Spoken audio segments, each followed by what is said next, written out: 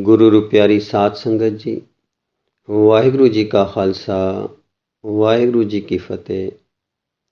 Professor Puran Singh ji ਦੀ ਇੱਕ ਅਮੋਲਕ ਲਿਖਤ ਸਿਰਲੇਖ ਹੈ ਆਤਮਾ ਦਾ ਸੰਗੀਤ। ਉਸ ਦਾ ਅਖੀਰਲਾ ਭਾਗ ਸਰਵਣ ਕਰਨ ਦੀ ਕਿਰਪਾਲਤਾ ਕਰਨੀ ਜੀ। ਇਸ ਲੜੀ ਨੂੰ ਜੋੜਨ ਲਈ ਪਿਛਲਾ ਭਾਗ ਸਰਵਣ ਕਰਨ ਦੀ ਕਿਰਪਾਲਤਾ ਕਰੋ ਜੀ। ਹੁਣ ਤੁਸੀਂ ਆਤਮਾ ਦੇ ਜਗਤ ਵਿੱਚ ਪ੍ਰਵੇਸ਼ ਕਰ ਚੁੱਕੇ ਹੋ। ਤੁਸੀਂ ਆਪਣੇ ਸਰੀਰ ਤੋਂ ਬਾਹਰ ਬਹੁਤ ਪਰੇ ਤੇ ਉੱਚੇ ਚਲੇ ਗਏ ਹੋ। ਉਹਨਾਂ ਲੋਕਾਂ ਲਈ ਜੋ ਹਾਲੀ ਵੀ ਸਰੀਰ ਤੱਕ ਸੀਮਤ ਹਨ, ਉਹਨਾਂ ਨੂੰ ਸਰੀਰਕ ਖੁਸ਼ੀਆਂ ਦੀ ਪ੍ਰਾਪਤੀ ਲਈ ਲਗਾਤਾਰ ਸੰਘਰਸ਼ ਕਰਨਾ ਪੈਂਦਾ ਹੈ। ਇਸੇ ਤਰ੍ਹਾਂ ਤੁਸੀਂ ਹੁਣ ਜੋ ਆਤਮਿਕ ਪ੍ਰਾਪਤੀ ਦੀ ਅਵਸਥਾ ਵਿੱਚ ਹੋ, ਉਹਨੂੰ ਵੀ ਆਪਣੇ ਆਪ ਨੂੰ ਸਥਿਰ ਰੱਖਣ ਲਈ ਅਨੰਤਾਂ ਦੀ ਘਾਲ ਕਰਨੀ ਪੈਂਦੀ ਹੈ। ਤੁਹਾਨੂੰ ਇਹ ਗੱਲ ਪੂਰੀ ਤਰ੍ਹਾਂ ਸਪਸ਼ਟ ਹੋ ਜਾਣੀ ਚਾਹੀਦੀ ਹੈ ਕਿ ਆਤਮਾ ਦਾ ਪ੍ਰਕਾਸ਼ ਸੂਰਜ ਦੇ ਪ੍ਰਕਾਸ਼ ਸਮਾਨ ਹੈ ਤੇ ਇਸ ਦੀ ਵੀ ਇਹ ਪ੍ਰਕਿਰਤੀ ਹੈ ਕਿ ਇਸ ਦੀ ਪ੍ਰਾਪਤੀ ਲਈ ਵੀ ਸਿਰਤੋੜ ਯਤਨ ਕਰਨੇ ਪੈਂਦੇ ਹਨ। ਹੁਣ ਤੁਸੀਂ ਅਨੰਤ ਦੀ ਯਾਤਰਾ ਕਰ ਰਹੇ ਹੋ ਅਤੇ ਇੱਥੇ ਵੀ ਇਸ ਮਾਰਗ ਦੀ ਇਹ ਪ੍ਰਕਿਰਤੀ ਹੈ ਕਿ ਇਸ ਯਾਤਰਾ ਦੀ ਮੰਜ਼ਿਲ ਵੀ ਹੋਰ ਅੱਗੇ ਨੂੰ ਵੱਧਦੀ ਜਾਂਦੀ ਹੈ। ਇਸ ਲਈ ਇਸ ਮਾਰਗ ਉੱਤੇ ਤੁਹਾਡੇ ਲਈ ਕੋਈ ਆਰਾਮ ਜਾਂ ਵਿਸ਼ਰਾਮ ਨਹੀਂ ਹੈ, ਨਾ ਹੀ ਇੱਥੇ ਕਿਸੇ ਢਿੱਲ ਜਾਂ ਘੋਲ ਦੀ ਥਾਂ ਹੈ। ਫਿਰ ਦੁਹਰਾ ਦੇਈਏ, ਹੁਣ ਤੁਸੀਂ ਅਨੰਤ ਦੀ ਯਾਤਰਾ ਕਰ ਰਹੇ ਹੋ ਅਤੇ ਇੱਥੇ ਵੀ ਇਸ ਮਾਰਗ ਦੀ ਇਹ ਪ੍ਰਕਿਰਤੀ ਹੈ ਕਿ ਇਸ ਯਾਤਰਾ ਦੀ ਮੰਜ਼ਿਲ ਵੀ ਹੋਰ ਅੱਗੇ ਨੂੰ ਵੱਧਦੀ ਜਾਂਦੀ ਹੈ। ਇਸ ਲਈ ਇਸ ਮਾਰਗ ਉੱਤੇ ਤੁਹਾਡੇ ਲਈ ਕੋਈ ਆਰਾਮ ਜਾਂ ਵਿਸ਼ਰਾਮ ਨਹੀਂ ਹੈ, ਨਾ ਹੀ ਇੱਥੇ ਕਿਸੇ ਢਿੱਲ ਜਾਂ ਘੋਲ ਦੀ ਥਾਂ ਹੈ। ਇੱਥੇ ਸਦਾ ਸੋਗੇ ਰਹਿਣ ਦੀ ਲੋੜ ਹੈ। ਇਸ ਮੌਤ ਵਰਗੀ ਸੁੰਦਰਤਾ ਨੂੰ ਸੁਰੱਖਿਅਤ ਰੱਖਣ ਲਈ ਤੁਹਾਨੂੰ ਅੰਤਰ ਗਿਆਨ ਦੁਆਰਾ ਧਿਆਨ ਰੱਖਣ ਦੀ ਲੋੜ ਹੈ। ਆਤਮਿਕ ਜੀਵਨ ਵਿੱਚ ਨਿਰੰਤਰ ਜਾਗਰੂਕ ਰਹਿਣਾ ਪੈਂਦਾ ਹੈ। ਇਹ ਤਾਂ ਸੱਚੀ ਮੁੱਚੀ ਨਿਰੰਤਰ ਕਰਨ ਵਾਲਾ ਕਾਰਜ ਹੈ। ਇਹ ਤਾਂ ਨਾ ਮੁੱਕਣ ਵਾਲਾ ਸਫ਼ਰ ਹੈ ਜਿਸ ਉੱਤੇ ਸਦਾ ਚੱਲਣਾ ਪੈਂਦਾ ਹੈ। ਇੱਥੇ ਮੈਂ ਨਦਰ ਕਰਮ ਜਾਂ ਮਿਹਰ ਦੀ ਗੱਲ ਨਹੀਂ ਕਰਦਾ।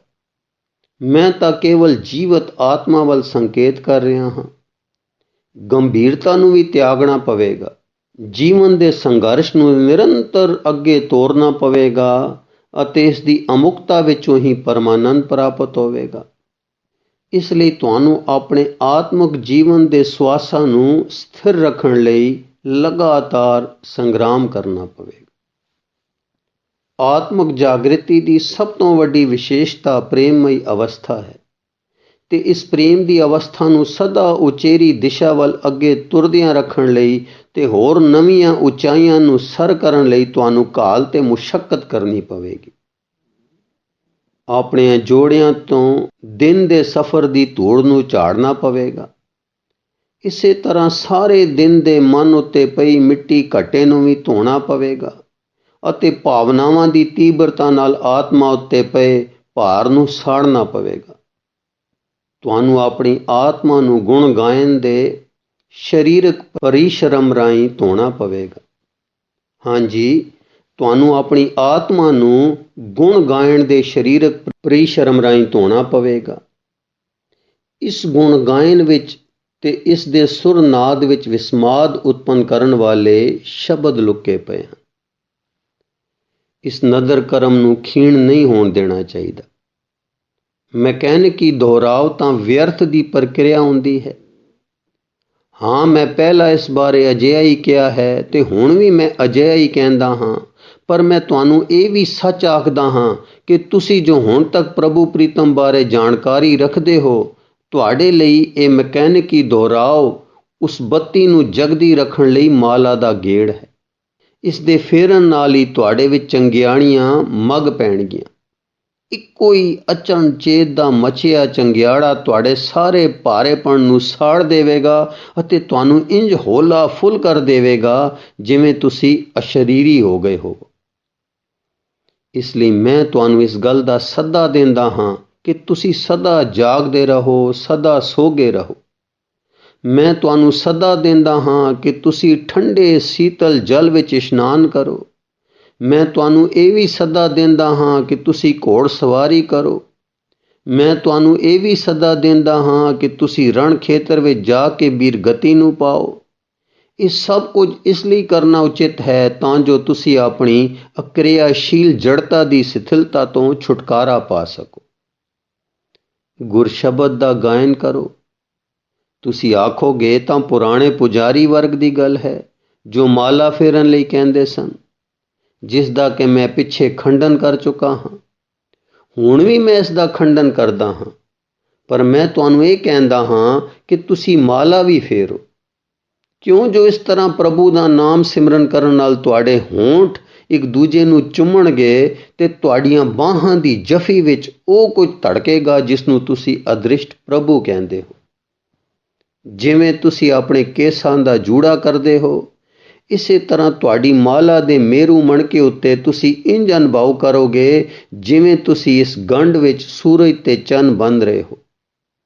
ਗੁਰਸ਼ਬਦ ਯਾਨੀ ਗੁਰਮੰਤਰ ਦੇ ਜਾਪ ਨਾਲ ਤੁਹਾਨੂੰ ਇੰਜ ਅਨੁਭਵ ਹੋਵੇਗਾ ਜਿਵੇਂ ਤੁਸੀਂ ਆਪ ਆਤਮਕ ਮੰਡਲ ਦੇ ਸਮਰਾਟ ਹੋ। ਤੁਹਾਨੂੰ ਇੰਜ ਅਨੁਭਵ ਹੋਵੇਗਾ ਜਿਵੇਂ ਤੁਸੀਂ ਸਹਿੰਸਰ ਨਦੀਆਂ ਵਿੱਚ ਇਸ਼ਨਾਨ ਕਰ ਰਹੇ ਹੋ। ਮੈਂ ਤਾਂ ਪੁਜਾਰੀ ਵਰਗ ਦਾ ਖੰਡਨ ਕਰਾਂਗਾ, ਪਰ ਤੁਸੀਂ ਆਪਣੀ ਆਤਮਾ ਵਿੱਚ ਉਹਨਾਂ ਨੂੰ ਨਿਆਏ ਉਚਿਤ ਸਿੱਧ ਕਰ ਰਹੇ ਹੋ। ਜਦੋਂ ਤੁਹਾਡੇ ਉੱਤੇ ਅਜਿਹੀ ਅਵਸਥਾ ਆਵੇਗੀ ਤਾਂ ਤੁਸੀਂ ਮੈਨੂੰ ਠੀਕ ਭਾਂਤ ਸਮਝ ਸਕੋਗੇ ਕਿ ਧਰਮ ਦੇ ਖੇਤਰ ਵਿੱਚ ਜਿਸ ਦਾ ਖੰਡਨ ਕਰਦਾ ਹਾਂ ਉਹ ਵਾਸਤਵਿਕ ਧਰਮ ਦਾ ਖੰਡਨ ਨਹੀਂ, ਸਗੋਂ ਧਰਮ ਦੇ ਭੇਖੀ ਜਾਂ ਬਣਾਵਟੀ ਰੂਪਾਂ ਸਰੂਪਾਂ ਦਾ ਖੰਡਨ ਹੈ। ਹਾਂਜੀ, ਫਿਰ ਦੁਹਰਾ ਦਈਏ। ਗੁਰਸ਼ਬਦ ਦੇ ਜਾਪ ਨਾਲ ਤੁਹਾਨੂੰ ਇੰਜ ਅਨੁਭਵ ਹੋਵੇਗਾ ਜਿਵੇਂ ਤੁਸੀਂ ਆਪ ਆਤਮਕ ਮੰਡਲ ਦੇ ਸਮਰਾਟ ਹੋ। ਤੁਹਾਨੂੰ ਇੰਜ ਅਨੁਭਵ ਹੋਵੇਗਾ ਜਿਵੇਂ ਤੁਸੀਂ ਸਹਿੰਸਰ ਨਦੀਆਂ ਵਿੱਚ ਇਸ਼ਨਾਨ ਕਰ ਰਹੇ ਹੋ। ਮੈਂ ਤਾਂ ਪੁਜਾਰੀ ਵਰਗ ਦਾ ਖੰਡਨ ਕਰਾਂਗਾ, ਪਰ ਤੁਸੀਂ ਆਪਣੀ ਆਤਮਾ ਵਿੱਚ ਉਹਨਾਂ ਨੂੰ ਨਿਆਏ ਉਚਿਤ ਸਿੱਧ ਕਰ ਰਹੇ ਹੋ। ਜਦੋਂ ਤੁਹਾਡੇ ਉੱਤੇ ਅਜਿਹੀ ਅਵਸਥਾ ਆਵੇਗੀ ਤਾਂ ਤੁਸੀਂ ਮੈਨੂੰ ਠੀਕ ਭਾਂਤ ਸਮਝ ਸਕੋਗੇ ਕਿ ਧਰਮ ਦੇ ਖੇਤਰ ਵਿੱਚ ਜਿਸ ਦਾ ਮੈਂ ਖੰਡਨ ਕਰਦਾ ਹਾਂ ਉਹ ਵਾਸਤਵਿਕ ਧਰਮ ਦਾ ਖੰਡਨ ਨਹੀਂ, ਸਗੋਂ ਧਰਮ ਦੇ ਭੇਖੀ ਬਣਾਵਟੀ ਰੂਪਾਂ ਸਰੂਪਾਂ ਦਾ ਖੰਡਨ ਹੈ। ਇਸ ਲਈ ਗੁਰੂ ਦੇ ਸ਼ਬਦ ਅਥਵਾ ਮੰਤਰ ਦੇ ਸ਼ੁੱਧ ਨਾਦ ਵਿੱਚ ਵਿਚਰਨ ਦਾ ਯਤਨ ਕਰੋ। ਇਹ ਤਾਂ ਇਸ ਸਰੀਰਕ ਜਾਮੇ ਵਿੱਚ ਅਮਰ ਪਦ ਦੀ ਪ੍ਰਾਪਤੀ ਹੈ। ਇਹ ਤਾਂ ਤੁਹਾਡੀ ਆਤਮਾ ਵਿੱਚ ਦੇਵਤਿਆਂ ਦਾ ਸਮਾਗਮ ਹੋ ਰਿਹਾ ਹੁੰਦਾ ਹੈ। ਜੇ ਤੁਸੀਂ ਪ੍ਰਭੂ ਪ੍ਰੀਤਮ ਨੂੰ ਜਾਣ ਲਿਆ ਹੈ ਤਾਂ ਤੁਸੀਂ ਉਸ ਨੂੰ ਕਿਵੇਂ ਵਿਸਾਰ ਸਕਦੇ ਹੋ? ਇਸ ਜੋਤ ਨੂੰ ਜਗਦੇ ਰੱਖੋ। ਇਹ ਗੱਲ ਮੈਂ ਤੁਹਾਡੇ ਤੇ ਛੱਡਦਾ ਹਾਂ ਕਿ ਇਹਨਾਂ ਛਿਣਾਂ ਵਿੱਚ ਤੁਹਾਡੇ ਅੰਦਰ ਕੀ ਵਾਪਰਨਾ ਚਾਹੀਦਾ ਹੈ। ਕੇਵਲ ਤੁਸੀਂ ਆਪ ਹੀ ਜਾਣ ਰਹੇ ਹੋਵੋਗੇ ਕਿ ਆਪਣੇ ਹਿਰਦੇ ਮੰਦਰ ਵਿੱਚ ਤੁਸੀਂ ਨਾਮ ਦੀ ਜੋਤ ਨੂੰ ਕਿਵੇਂ ਜਗਾ ਕੇ ਰੱਖਣਾ ਹੈ। ਹੁਣ ਨਾਮ ਦਾ ਦੀਪਕ ਤੁਹਾਡੇ ਅੰਦਰ ਬਲ ਪਿਆ ਹੈ ਅਤੇ ਇਹ ਤੁਹਾਡੇ ਅੰਦਰ ਬਲ ਰਿਹਾ ਹੈ। ਇਸ ਦੇ ਪਿੱਛੇ ਪ੍ਰਭੂ ਪ੍ਰੀਤਮ ਆਪ ਖਲੋਤਾ ਹੈ। ਤੁਸੀਂ ਇਸ ਪਵਿੱਤਰ ਮੰਦਰ ਦੇ ਆਪ ਪੁਜਾਰੀ ਹੋ। ਨਾਮ ਦੀ ਜੋਤ ਨੇ ਸਹਿਜ ਸ਼ਾਂਤੀ ਵਰਤਾ ਦਿੱਤੀ ਹੈ। ਤੁਸਾਂ ਇਸ ਦੀਪ ਨੂੰ ਜਗਦੇ ਰੱਖਣਾ ਹੈ। ਇਸ ਵਿੱਚ ਤੇਲ ਪਾਉਣਾ ਹੈ ਤੇ ਸਮੇਂ-ਸਮੇਂ ਇਸ ਦੀ ਬੱਤੀ ਨੂੰ ਸੀਖਣਾ ਹੈ। ਹੁਣ ਤੁਸੀਂ ਇਹ ਵੇਖ ਤੇ ਜਾਣ ਸਕਦੇ ਹੋ ਕਿ ਜਿੱਥੇ ਨਾਮ ਦਾ ਦੀਪ ਹਾਲੀ ਜਗਿਆ ਹੀ ਨਹੀਂ ਹੈ ਤਾਂ ਉੱਥੇ ਇਸ ਵਿੱਚ ਤੇਲ ਪਾਉਣਾ ਤੇ ਇਸ ਦੀ ਬੱਤੀ ਨੂੰ ਸੀਖਣਾ ਕਿੰਨਾ ਵਿਅਰਥ ਹੈ। ਇਸ ਤੋਂ ਬਿਨਾਂ ਜੇ ਦਾਅਵੇ ਕਰਨ ਦਾ ਕੀ ਅਰਥ, ਜਦ ਕਿ ਤੁਹਾਡੇ ਅੰਦਰ ਇਹ ਨਾਮ ਦਾ ਦੀਪ ਹਾਲੀ ਬਲਿਆ ਹੀ ਨਹੀਂ। ਉਸ ਮੰਦਰ ਦੇ ਵੀ ਕੀ ਅਰਥ ਹਨ ਜਿਸ ਵਿੱਚ ਪ੍ਰਭੂ ਪ੍ਰੀਤਮ ਆਪ ਸੁਭਾਇਮਾਨ ਨਹੀਂ ਹੈ। ਤੁਹਾਡੇ ਅੰਦਰ ਜਦੋਂ ਇਹ ਜੋਤ ਜਗ ਉੱਠੀ ਹੈ ਤਾਂ ਇਹ ਗੱਲ ਵੀ ਬੜੀ ਮੂਰਖਾਂ ਵਾਲੀ ਹੋਵੇਗੀ ਕਿ ਤੁਸੀਂ ਇਸ ਦਾ ਨਿਰੰਤਰ ਧਿਆਨ ਨਾ ਰੱਖੋ। ਹਾਂਜੀ, ਤੁਹਾਡੇ ਅੰਦਰ ਜਦੋਂ ਇਹ ਜੋਤ ਜਗ ਉੱਠੀ ਹੈ ਤਾਂ ਇਹ ਗੱਲ ਵੀ ਬੜੀ ਮੂਰਖਾਂ ਵਾਲੀ ਹੋਵੇਗੀ ਕਿ ਤੁਸੀਂ ਇਸ ਦਾ ਨਿਰੰਤਰ ਧਿਆਨ ਨਾ ਰੱਖੋ। ਗੁਰੂ ਰੂ ਪਿਆਰੀ ਸਾਧ ਸੰਗਤ ਜੀ, ਇੱਥੇ ਲਿਖਤ ਦੀ ਸੰਪੂਰਨਤਾ ਹੈ। ਪੜ੍ਹਨ ਵਿੱਚ ਕਈ ਗਲਤੀਆਂ ਹੋ ਗਈਆਂ ਹੋਣਗੀਆਂ। ਅਣਜਾਣ ਬੱਚਾ ਸਮਝ ਕੇ ਮਾफ़ ਕਰਨਾ ਜੀ। ਵਾਹਿਗੁਰੂ ਜੀ ਕਾ ਖਾਲਸਾ, ਵਾਹਿਗੁਰੂ ਜੀ ਕੀ ਫਤਿਹ।